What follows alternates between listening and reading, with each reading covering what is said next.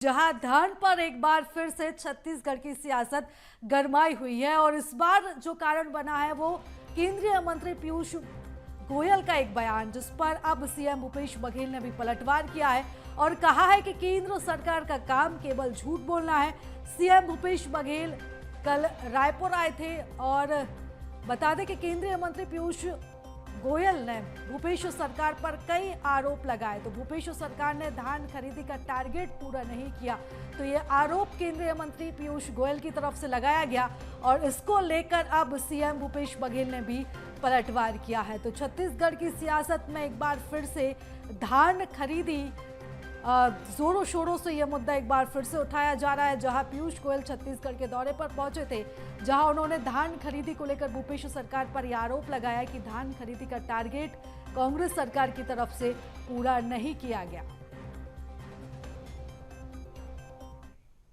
और छत्तीसगढ़ में चुनाव से पहले धान पर सियासी घमासान छिड़ गया है। शुक्रवार को रायपुर के दौरे पर आए केंद्रीय मंत्री पीयूष गोयल ने बघेल सरकार पर कई हमले किए। उन्होंने बघेल सरकार पर चुनावी साल में धान को मुद्दा बनाने का आरोप लगाया। पीयूष गोयल ने कहा कि बीते साल के धान का टारगेट बघेल सरकार ने पूरा नहीं किया। केंद्र को 61 लाख टन धान देने की जगह पर राज्य सरकार ने सिर्फ 53 लाख टन धान दिया है। पीयूष गोयल ने आरोपों पर सीएम भूपेश बघेल ने पलटवार किया है और उन्होंने कहा कि केंद्र सरकार का काम केवल झूठ बोलना है। 4 साल पहले कृषि मंत्री रविंद्र चौबे और खाद्य मंत्री अमरजीत भगत और अधिकारियों को लेकर हम केंद्र सरकार के पास गए थे कि हमारा धान खरीद लें, लेकिन केंद्र सरकार ने चावल का कोटा नहीं बढ़ाया, उसे हमें बाजार में भेजना पड़ा। पहले 86 लाख उपार्जन था, अब 61 लाख कर दिया। अभी हमें खाद्य विभाग से 6000 करोड़ और लेना है। इंस्पेक्शन करी गई थी कई फेयर प्राइस शॉप्स की। उस इंस्पेक्शन में भी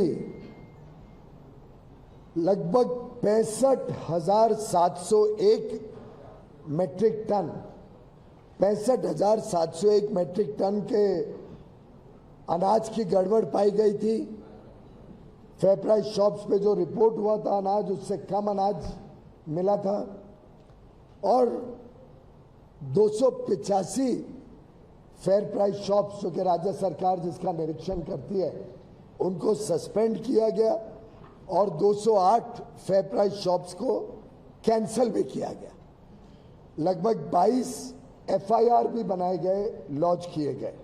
काम केवल झूठ बोलना है।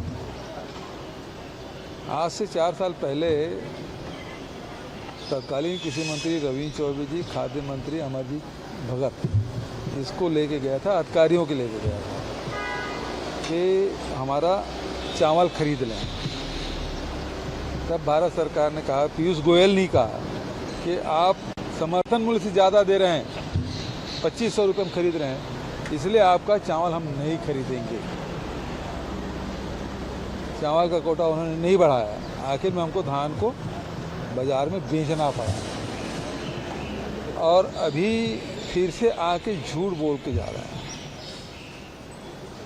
पहले तो 86 लाख किए थे, फिर 61 लाख कर दिए। अभी हमको खाद्य विभाग से करीब 6000 करोड़ रुपया उसका लेना है हमको चावल से। वो तो आए थे तो दे के जाते हैं। यदि छत्तीसगढ़ के लोगों का हित चाहते तो पैसा देते तो छत्तीसगढ़ के विकास में लगता। तो ये तो रोकने में लगे हुए हैं और आके इनको छत्तीसगढ़ से बहुत तकलीफ है। और चलिए इस खबर पर ज्यादा जानकारी ले लेते हैं। हमारे साथ संवाददाता शिखर देवांगन जुड़ चुके हैं। शिखर, देखिए एक बार सियासत धान खरीदी पर शुरू हो गई है, लेकिन ये पहली दफा नहीं है जब इस तरह की राजनीति देखने को मिल रही हो। और इस बार ये धान पर जो सियासत है इसलिए भी दिलचस्प हो जाती है क्योंकि हाल ही में अभी कांग्रेस की सरकार की तरफ से एक बड़ा दाव खेला गया था, जिसमें 3600 रुपये प्रति क्विंटल धान की खरीदी करने का वादा किया गया था और उसे कहीं ना कहीं एक बड़ा दाव भी कांग्रेस की तरफ से कहा जा रहा था। और अब जब पीयूष गोयल आए तो कहीं ना कहीं उन्होंने कांग्रेस सरकार पर यह बड़ा हमला बोल दिया।